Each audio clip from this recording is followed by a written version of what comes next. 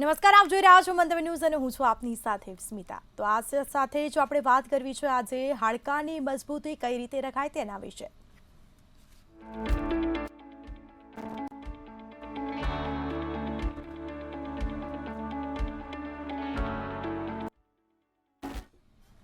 તો હાલ અકસ્માતની સંખ્યાઓમાં વધારો જોવા મળી રહ્યો છે અને જ્યારે અકસ્માત થાય છે ત્યારે વ્યક્તિને નાની મોટી ઈજાઓ પહોંચતી હોય છે અને હાડકામાં માર પણ વાગતો હોય છે તેમજ હાથમાં ફ્રેક્ચર કે પછી પગમાં ફ્રેક્ચર થતું હોય છે।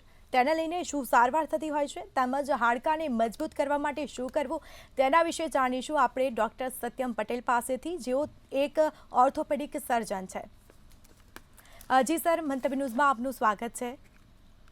થેન્ક યુ સર, આપણે વાત કરીશું હાડકા વિશે। તો જે રીતે કહેવામાં આવે હાલ અકસ્માતોની સંખ્યાઓમાં પણ વધારો જોવા મળી રહ્યો છે અને જ્યારે અકસ્માત થાય છે ત્યારે કયા પ્રકારની ઈજાઓ પહોંચતી હોય છે તેના વિશે સર જાણકારી આપશો।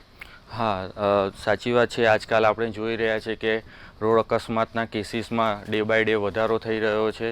રોંગ સાઈડ ડ્રાઇવિંગ અને ફાસ્ટ ડ્રાઇવિંગના કારણે આ રોડ અકસ્માતના કેસોમાં વધારે થઈ રહ્યો છે। આ અકસ્માતના કેસોમાં આપણને બેઠો મારથી લઈને જીવ જોખમાય એવી ઈજાઓ થઈ શકે છે। હાથ અને પગમાં થતી ઈજાઓમાં જોઈએ તો હાથ અને પગમાં બેઠો માર વાગવો, ખરોચ થવી, કાપો પડવો અથવા તો હાથ અને પગના હાડકામાં ફ્રેક્ચર થવું, જોઈન્ટ ડિસલોકેશન એટલે કે સાંધાનું ખસી જવું, નસ કપાઈ જવી, વધારે પડતું લોહી વહી જવું જેવી ઈજાઓ થાય છે। આ સાથે સાથે માથામાં થતી ઈજાઓમાં આપણે જોઈએ તો માથાના કે મોઢાના હાડકાનું ફ્રેક્ચર થવું, મગજમાં હેમરેજ થવું જેવી ઈજાઓ થાય છે, જેના કારણે પેશન્ટને પરમેનન્ટ ડિઝેબિલિટી આવી શકે છે। છાતીના ભાગમાં થતી ઈજાઓમાં આપણે જોઈએ તો છાતીની પાંસળીઓમાં ફ્રેક્ચર થઈ શકે છે, ફેફસામાં કાણું પડી શકે છે, ફેફસામાં લોહી ભરાઈ શકે છે, જેના કારણે શ્વાસની જુદી જુદી તકલીફો થઈ શકે છે। પેટના ભાગમાં આપણે થતી ઈજાઓમાં જોઈએ તો પેટના ઇન્ટરનલ ઓર્ગન્સ લીવર છે, સ્પ્લીન છે, કિડની છે કે આંતરડું છે, તો આ બધામાં ગંભીર પ્રકારની ચોટ વાગી શકે છે, જેના કારણે અંદર લોહીનો ભરાવો થઈ શકે છે। ગળામાં કે મણકાના ભાગમાં થતી ઈજાઓમાં જોઈએ તો મણકાના ભાગનું ફ્રેક્ચર થઈ શકે છે, જેના કારણે દર્દીને કાયમી મણકાનો દુખાવો રહી શકે છે। મણકાના ભાગમાં ગાદી ખસી જવી, નસ દબાઈ જવી જેવી ઈજાઓ થઈ શકે છે। સ્પાઇનલ કોર્ડ ઇન્જરી કે જે ખૂબ જ જોખમી છે, જેમાં દર્દીના બંને પગમાં કમ્પ્લીટલી પેરાલિસિસ થઈ શકે છે। આ બધી ઈજાઓ આપણને રોડ અકસ્માતમાં ડે બાય ડે જોવા મળતી હોય છે।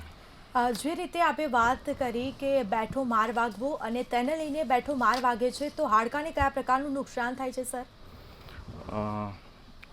સોરી, ડે 1 to 1 જે કરીએ છીએ એ પ્રમાણે। તો જે રીતે રોડ અકસ્માતમાં જે આ ગોલ્ડન અવર શું હોય છે તેના વિશે સર જાણકારી આપશો। ગોલ્ડન અવર એટલે રોડ અકસ્માત થયા પછીનો પ્રથમ કલાકનો સમયગાળો છે, જેને આપણે ગોલ્ડન અવર કહે છે। ગોલ્ડન અવર મહત્ત્વપૂર્ણ એટલા માટે છે કે ગોલ્ડન અવરમાં જે ગંભીર ઈજાઓ થતી હોય છે, જેમ કે મગજની ઈજા છે કે પેટમાં ઇન્ટરનલ બ્લીડિંગ થયું છે કે કોઈને ફેફસામાં વધારે વાગી ગયું છે, તો આ સમયગાળા પ્રથમ 1 કલાકમાં જો દર્દીને તાત્કાલિક પ્રાથમિક સારવાર અથવા તો તબીબી સારવાર કે ઓપરેશન કરવામાં આવે તો દર્દીને થતું કોમ્પ્લિકેશન અટકી શકે છે, દર્દીનો જીવ બચી શકે છે। માટે આ જે પ્રથમ કલાક છે એને ગોલ્ડન અવર કહેવામાં આવે છે, કે જે દરમિયાન દર્દીને તાત્કાલિક આપણે એને ટ્રોમા કેર સેન્ટર અથવા તો બીજી હોસ્પિટલમાં આપણે ખસેડવો જોઈએ। જી સર, બિલકુલથી। તો જ્યારે રોડ અકસ્માત થતા હોય છે ત્યારે જે અકસ્માત થાય છે તે વ્યક્તિને પ્રાથમિક સારવાર શું લેવી જોઈએ? રોડ અકસ્માતમાં જો દર્દીને પ્રોપર પ્રાથમિક સારવાર મળે તો દર્દીને જીવ આપણે બચાવી શકીએ છીએ। કોઈ પણ રોડ અકસ્માત થાય ત્યારે આપ સૌએ તાત્કાલિક હેલ્પ માટે આપણે ફોન કરવો જોઈએ। આ માટે આપણે 108 એમ્બ્યુલન્સમાં ફોન કરી શકીએ છીએ। અથવા તો પછી બીજી કોઈ હોસ્પિટલની એમ્બ્યુલન્સ માટે ફોન કરી શકીએ છીએ. આપણે પોલીસને પણ ખાસ જાણ કરવી જોઈએ કઈ જગ્યાએ અકસ્માત થયો છે, અકસ્માત શેની વચ્ચે થયો છે અને કેટલા ઈજાગ્રસ્તની સંખ્યા છે, એ બધેની ચોક્કસ માહિતી આપણે સંલગ્ન વ્યક્તિને આપવી જોઈએ. અકસ્માત થયા પછી દર્દી કોઈ જગ્યાએ ભરાઈ ગયો હોય, જેમ કે કારમાં ફસાઈ ગયો હોય કે ખાડામાં પડી ગયો હોય અથવા ઝાડી ઝાખરામાં પડી ગયો હોય, તો તે વ્યક્તિને આપણે એ જગ્યાએ ડેન્જરવાળી જગ્યાએથી આપણે કોઈ સેફ જગ્યાએ શિફ્ટ કરવો જોઈએ. દર્દીના ઘામાં કંઈક ફસાઈ ગયું હોય, કંઈક ખૂંપી ગયું હોય તો ખાસ તેને આપણે ખેંચીને બહાર કાઢવું ના જોઈએ, કેમ કે આવું કરવાથી દર્દીને નસ કપાઈ જવાની કે સ્નાયુ કપાઈ જવાની અથવા તો વધારે પડતું લોહી વહેવાની શક્યતા રહે છે. તો એ વસ્તુને આપણે ટચ ના કરવી જોઈએ. દર્દીને શ્વાસ બરાબર લઈ શકે છે કે નહીં એ ચેક કરવું જોઈએ. જો પ્રોપર શ્વાસ ના લઈ શકતો હોય તો એને પ્રોપર પોઝિશનમાં આપણે એને સુવડાવવો જોઈએ. દર્દીના કોઈ ભાગમાંથી જો વધારે પડતું લોહી વહી રહ્યું હોય તો આપણે તે ભાગ ઉપર ચોખ્ખો કપડાથી દબાણ આપવું જોઈએ, જેથી કરીને લોહી વધારે ના વહે. તે ભાગને આપણે ટેમ્પરરી ઊંચો પણ કરી શકીએ છીએ કે જેથી કરીને લોહી વધારે ના વહે. દર્દીના જો કોઈ ફ્રેક્ચર જણાય તો આપણે તે ભાગને વધારે પડતો હલનચલન ના કરવો જોઈએ અને તે ભાગને આપણે એક્સટર્નલ સપોર્ટ આપવો જોઈએ. એક્સટર્નલ સપોર્ટ માટે આપણે પૂંઠાનો, લાકડીઓનો કે એવો કોઈ સખત વસ્તુઓનો ઉપયોગ કરી શકીએ છીએ કે જેથી કરીને ફ્રેક્ચરને આપણે એક સપોર્ટ મળે, સ્ટેબિલિટી મળે અને ફ્રેક્ચર હલવાના કારણે જે ઇન્ટરનલ ડેમેજ થાય છે એ ડેમેજ ના થાય. જો દર્દીને બર્ન્સ થયું હોય તો તે ભાગમાં આપણે ઠંડુ પાણી નાખવું જોઈએ અને તે ભાગને આપણે ઢાંકીને રાખવો જોઈએ. જો દર્દી બેભાન જણાતો હોય તો દર્દીને સીધો સુવડાવી એના પગ ઊંચા કરવા જોઈએ, જેથી મગજના ભાગ ઉપર લોહીનું પરિભ્રમણ વધે અને દર્દી એનું કોન્શિયસનેસ વધારી શકે.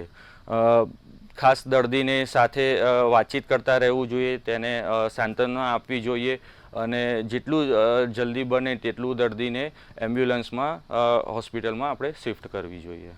બિલકુલથી સર. તો જ્યારે કોઈ પણ દર્દીને હાડકાનું ઓપરેશન કરાવ્યું હોય કાં તો પછી પ્લાસ્ટર કરાવ્યું હોય તો દર્દીને સામાન્ય રીતે કઈ કાળજી રાખવી જોઈએ? કોઈ પણ દર્દીને ઓપરેશન કરાવ્યું હોય ફ્રેક્ચર માટે, એમાં કોઈ રોડ નાખ્યો હોય, સ્ક્રૂ કે પ્લેટ નાખી હોય અથવા તો જોઈન્ટ રિપ્લેસમેન્ટ કે મણકાનું ઓપરેશન કરાવ્યું હોય તો તેવા દર્દીઓએ જે જગ્યાએ ઓપરેશન થયું છે તે જગ્યાએ ખાસ એને ચોખ્ખો રાખવો જોઈએ. એ ભાગ ઉપર જે પટ્ટી લગાવી હોય કે બેન્ડેજ લગાવ્યું હોય તો તેને જાતે રિમૂવ ના કરવું જોઈએ. તે ભાગ ઉપર કોઈ પાણી ઢળવું કે સ્ટૂલ કે યુરિન કે એનો કોન્ટેક્ટ ના થાય તેનું ખાસ ધ્યાન રાખવું જોઈએ. જે ભાગનું ઓપરેશન થયું છે તેની આજુબાજુનો ભાગ છે એ ડેટોલથી કે સેવલોનથી ક્લીન કરી શકીએ છીએ. આવું કરવાથી તે ભાગમાં ઇન્ફેક્શન થતું આપણે અટકાવી શકીએ છીએ. દર્દીને જો હાથનું ઓપરેશન થયું હોય તો દર્દીને આંગળીઓની મૂવમેન્ટ્સ કરવી જોઈએ. પગનું ઓપરેશન થયું હોય તો પગના આંગળાની મૂવમેન્ટ્સ કરવી જોઈએ. આવું કરવાથી હાથ અને પગમાં લોહીનું સર્ક્યુલેશન ચાલુ રહે છે.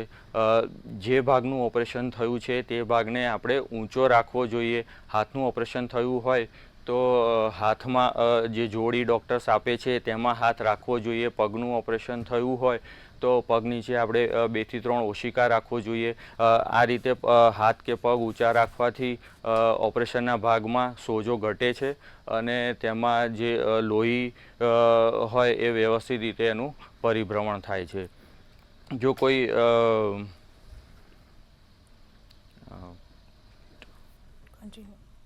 જી સર. તો જે રીતે જો ડૉક્ટરે કોઈપણ વ્યક્તિને ચાલવા માટેની સલાહ ના આપી હોય તો તે ભાગ ઉપર એને વધારે પડતું વજન ના આપવું જોઈએ. હાથમાં ઓપરેશન થયું હોય તો હાથથી કોઈપણ પ્રકારનું વધારે પડતું વજન ના ઉચકવું જોઈએ. કોઈને મણકાનું ઓપરેશન થયું હોય તો તે વ્યક્તિએ વાંકા વળવાનું ખાસ અવોઇડ કરવું જોઈએ અને બને એટલો આરામ કરવો જોઈએ. દર્દીને ડૉક્ટરે જે પ્રમાણે સલાહ આપી હોય એ પ્રમાણે એણે મેડિસિન્સ લેવી જોઈએ અને પૌષ્ટિક ખોરાક લેવો જોઈએ અને રેગ્યુલર ફોલોઅપ ખૂબ જ ઇમ્પોર્ટન્ટ છે. ડૉક્ટર જ્યારે પણ બોલાવે ત્યારે રેગ્યુલરલી એના એક્સરે માટે ખાસ જવું જોઈએ. આ બધી કાળજી લેવાથી જે રિકવરી પીરિયડ છે એ ખૂબ જ ફાસ્ટ થાય છે અને દર્દી બેક ટુ નોર્મલ લાઈફમાં જલ્દી જઈ શકે છે. સર, સામાન્ય રીતે જ્યારે અકસ્માત થાય છે ત્યારે હાડકામાં તો બેઠો માર વાગતો જ હોય છે, પરંતુ જ્યારે દર્દીને વધારે માર વાગ્યો હોય અને પ્લાસ્ટર ખાસ કરીને ક્યારે કરાવવું જોઈએ તેના વિશે માહિતી આપશો?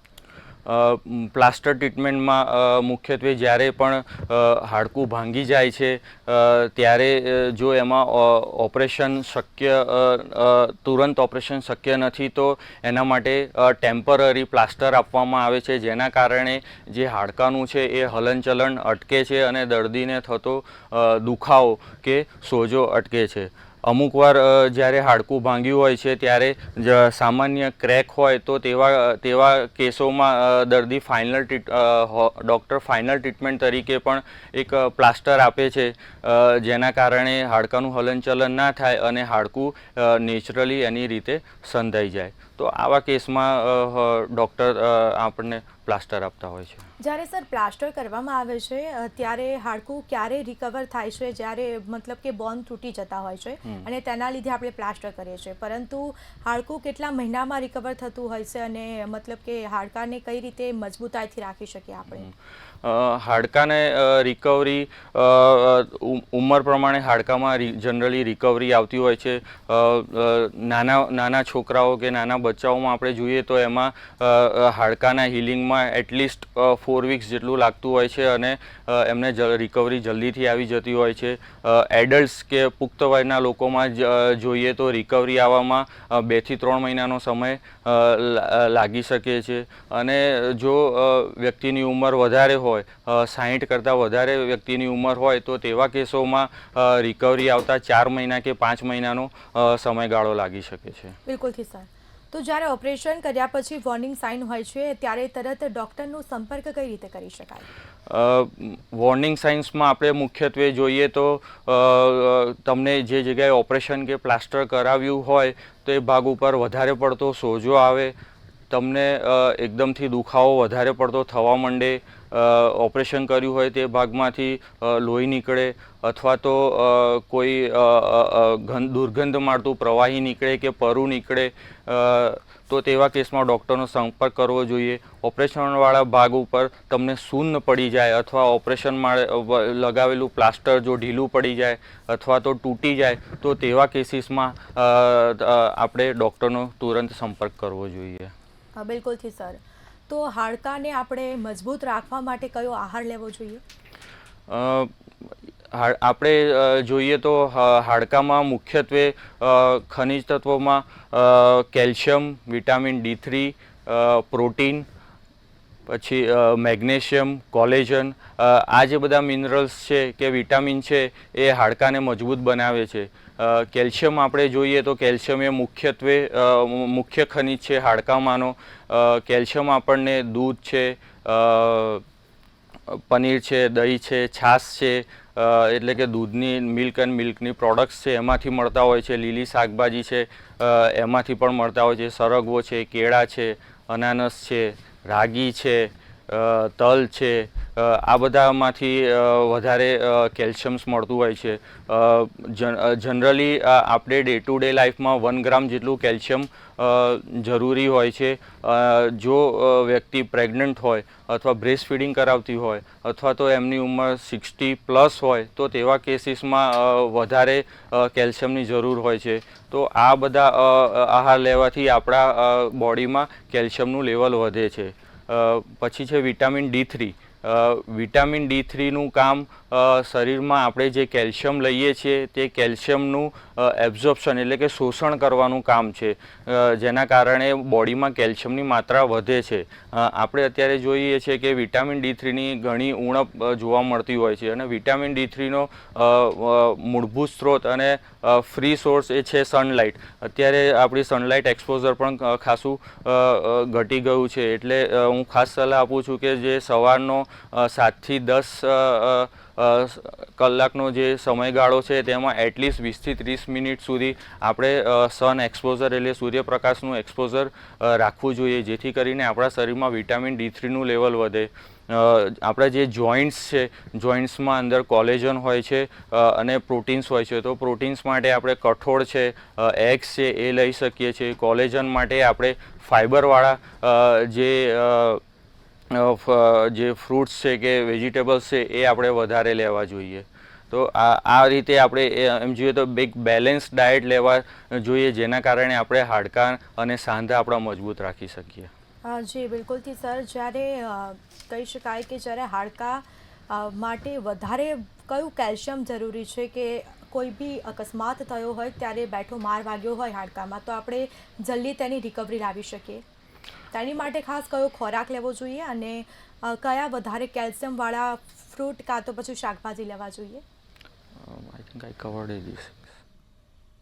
જે હમણાં બોલ્યા હતા. હા, કેલ્શિયમ માટે આપણે જોઈએ તો વધારે પડતું આપણે દૂધ ને દૂધની બનાવટો અને કેળાનું ખાસ સેવન ડે ટુ ડે લાઈફમાં કરવું જોઈએ. સરગવો અને રાગી આ બંનેમાં કેલ્શિયમનું પ્રમાણ ખૂબ જ વધારે હોય છે, તો આ બે વસ્તુ પણ આપણે વધારે લેવી જોઈએ. જો આપણને ફ્રેક્ચર થયું છે તો ડૉક્ટર આપણને કેલ્શિયમની જે સપ્લિમેન્ટ્સ છે કે વિટામિન D3ના જે સપ્લિમેન્ટ્સ આપતા હોય છે, તો આપણે એ ખાસ લેવા જોઈએ. જી સર, એક મિનિટ, આપણે છે ને થોડું કરી શકો. અને ટાઈમ બરાબર જઈ રહ્યો છે? હા, ટાઈમ બરાબર જઈ રહ્યો છે, પણ 45 એટલે 10 મિનિટ છે આપણી પાસે, એટલે એ રીતનું હું તમને પૂછું ને તો તમને જે ખબર હોય ને એ કહી દેવાનું, જરૂરી નથી કે હું જે કહું. ઓકે. તો ખાસ કરીને સર, જ્યારે વાત કરવામાં આવે કે હાડકાની સાંધાને મજબૂત કરવા માટે કયો આહાર લેવો જોઈએ તેના વિશે આપણે અત્યારે ચર્ચા કરી. અને જ્યારે હાડકાને મતલબ કે કોઈ એસિડિક પદાર્થ ખાવાથી હાડકાં નબળા પડી શકે? હા, આપણે જે સોફ્ટ ડ્રિંક્સ છે કે જંક ફૂડ્સ છે, તો આ બધી વસ્તુઓનું વધારે પડતું સેવન કરવામાં આવે અથવા તો વધારે પડતું શુગરવાળો ખોરાક ખાવામાં આવે તો એના કારણે હાડકાં ચોક્કસથી નબળા પડી શકે છે. જી, લીંબુ ખાવાથી કે પછી મીઠું ખાવાથી બી એવું હોય છે કે હાડકાં ઓગળતા હોય છે સર, એ વસ્તુ કેટલી સાચી, મતલબ કે યોગ્ય ખરી? ના, લીંબુ ખાવાથી હાડકાં ઓગળતા કે નથી હોતા એ માન્યતા આપણી ભૂલ ભરેલી છે. લીંબુમાં જનરલી વિટામિન C હોય છે અને વિટામિન C એ બોડીના હિલિંગ માટે ખૂબ જ જરૂરી છે. એટલે તમને કોઈ પણ અકસ્માત થાય કે કોઈ પણ રોગ થાય તો એમાં એવું નથી હોતું કે આપણે ખાટા ફળો ના ખાવા જોઈએ. સંતરા, લીંબુ આ બધા વસ્તુઓ ખાવાથી બોડીમાં વિટામિન C વધે છે અને એના કારણે ટિશ્યુના હિલિંગમાં ખૂબ જ ફાયદો થાય છે. સર, જે રીતે કહેવામાં આવે છે કે હાડકામાં ઘસારો થતો હોય છે, તેનું કારણ શું હોય સર? ઘસારો થવાના મુખ્યત્વે બે કારણો હોય છે. એક કે આપણી ઉંમર, જેમ જેમ આપણી ઉંમર વધે એમ બોડીમાં વેર એન્ડ ટેર થાય છે. એટલે જેમ આપણી ઉંમર વધે એમ આપણા વાળ છે એ ધીમે ધીમે સફેદ થતા હોય છે, એમ આપણા જે બોડીમાં જે કાર્ટિલેજ હોય છે એ કાર્ટિલેજ ધીમે ધીમે ઘસાતું હોય છે. એના કારણે આ એક ઘસારો આવતો હોય છે, જેને ઓસ્ટિયોઆર્થ્રાઇટિસ એટલે ઉંમરના કારણે થતો ઘસારો કહે છે. બીજું ઘસારાનું કારણ છે કે તમને કોઈ રોગ હોય અથવા તો કોઈ તમને ઇન્જરી થઈ હોય, એના કારણે ડાયરેક્ટ કાર્ટિલેજમાં ઇન્જરી થઈ હોય તો એના કારણે ઘસારો લાગુ પડે છે, તો એને સેકન્ડરી આર્થરાઇટિસ કહેવાય છે. અથવા તો તમને કોઈ વાહ હોય તો વાહના કેસોમાં પણ જે આપણા બોડીમાં જે કાર્ટિલેજ છે જોઈન્ટમાં, એ કાર્ટિલેજ ધીમે ધીમે ડેમેજ થાય છે અને આપણને ઘસારો આવે છે. સર, જે કહેવામાં આવે છે કે સાંધાનો દુખાવો થતો હોય છે, તે શેના કારણે થતો હોય છે, તો તેના વિશે દર્શક મિત્રોને માહિતી આપશો? સાંધાના દુખાવા થવાના જુદા જુદા કારણો હોય છે. સાંધામાં દુખાવા થવાના એક અત્યારના જે મુખ્ય કારણ છે કે સાંધાનો ઘસારો, કે જે ઉંમર વધવાને કારણે ધીમે ધીમે વેર એન્ડ ટેર થાય છે. એના કારણે ધીમે ધીમે આપણા જે બંને ઢીંચણ છે એનું કાર્ટિલેજ નાશ પામે છે અને જે બોન છે, બોન ટુ બોન કોન્ટેક્ટ આવે છે, અંદરની જે ગાદી છે એ પૂરેપૂરી ઘસાઈ જાય છે. તો એના કારણે સાંધાનો દુખાવો થતો હોય છે. બીજા કારણોમાં જોઈએ કે આપણને કોઈ લિગામેન્ટ ઇન્જરી થઈ હોય. લિગામેન્ટનું કામ છે કે સાંધાને સ્ટેબિલાઇઝ રાખવાનું. તો એ લિગામેન્ટમાં આપણે કોઈ એક્ટિવિટી કરવામાં કે અકસ્માતના કારણે કોઈ ઈજા થઈ હોય તો એના કારણે પણ આપણને સાંધાનો દુખાવો થાય છે. આપણને કોઈ વાહ હોય, જેમ કે રૂમોટોઇડ આર્થરાઇટિસ છે કે સોરિયાટિક આર્થરાઇટિસ છે, તો આ આર્થરાઇટિસના કેસોમાં પણ સાંધામાં સોજો આવી જાય છે અને સાંધાનો દુખાવો થાય છે. બિલકુલથી સર, જ્યારે આ સાંધાનો દુખાવો કે વા થતો હોય છે તો તેની સારવાર થઈ શકે ખરી? હા, ચોક્કસપણે આ બધી વસ્તુઓની સારવાર શક્ય છે. જે ઉંમરના કારણે ઘસારો થતો હોય છે તેના પ્રથમ તબક્કામાં દર્દીઓને જનરલી સોજો ઓછો કરવા માટેની દવાઓ આપવામાં આવે છે. ચોક્કસ ફિઝિયોથેરાપી સજેસ્ટ કરવામાં આવે છે. તેમને હોટ કે કોલ્ડ ફોમેન્ટેશન કહેવાની સલાહ આપવામાં આવે છે. અને જો આ બધાથી ફાયદો ના થાય તો એના માટેની જે વિવિધ સર્જરીસ છે, જેવી કે હાઈ ટિબિયલ ઓસ્ટિયોટોમી અથવા તો જોઈન્ટ રિપ્લેસમેન્ટ સર્જરી, એના કારણે આ સાંધાનો જે ઘસારો છે એમાં રાહત મેળવી શકાય છે. જે વ્યક્તિઓને રૂમોટોઇડ આર્થરાઇટિસ છે અથવા તો બીજું કોઈ આર્થરાઇટિસ છે તો એના ડિઝીઝ માટેની જે સ્પેસિફિક દવાઓ છે એ દવાઓ દર્દીને આપવામાં આવે છે અને એના કારણે જે સાંધામાં જે વેર એન્ડ ટેર છે અટકે છે અને દર્દીને ફાયદો થાય છે. બિલકુલથી સર, જ્યારે વાત કરવામાં આવે કે હાડકાના ઘસારાની, તો કઈ ઉંમરમાં હાડકાનો ઘસારો થતો હોય છે, તેનો કોઈ સમયગાળો સર? હાડકાના ઘસારામાં જનરલી 50 કે 60 યર્સની એજ પછી જે કુદરતી રીતે ઘસારો થતો હોય છે એ જનરલી જોવા મળતો હોય છે. પણ જો કોઈ વ્યક્તિને નાની ઉંમરમાં, જેમ કે 40 વર્ષ કે 50 વર્ષમાં જો ઘસારો લાગુ પડતો હોય છે તો એ મુખ્યત્વે કોઈ વાહ હોય અથવા તો એવો કોઈ રોગ હોય અથવા તો દર્દીનો કોઈ એક્સિડન્ટ થયો હોય અને જોઈન્ટમાં ડેમેજ થયો હોય તો આ નાની ઉંમરમાં ઘસારો જોવા મળતો હોય છે. જી સર, વાત કરવામાં આવે તો બોન કેન્સર, તો બોન કેન્સરમાં બી હાલ અત્યારે કેસો બી વધી રહ્યા છે, તે શેના કારણે થતું હોય છે સર? બોન કેન્સરમાં જોવામાં આવે તો મુખ્યત્વે હેરિડિટરી રીઝન, એટલે કે વારસાગત કારણ અથવા તો કોઈ એન્વાયરમેન્ટલ ફેક્ટર એવા હોય છે કે જેના કારણે બોન કેન્સર થતું હોય છે.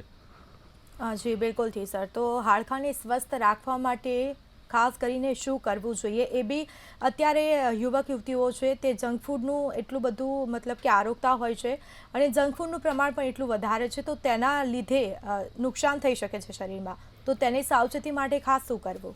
હા, સાચી વાત છે કે જંક ફૂડ્સના કારણે હાડકાં આપણા છે ધીમે ધીમે નબળા પડતા જાય છે. તો હાડકાં અને આપણા સાંધાને મજબૂત રાખવા માટે આપણે ખાસ એક્સરસાઇઝ કરવી જોઈએ. ડે ટુ ડે લાઈફમાં આપણે રોજ એટલીસ્ટ પોણો કલાકથી 1 કલાક એક્સરસાઇઝ કરવા પાછળ કાઢવો જોઈએ.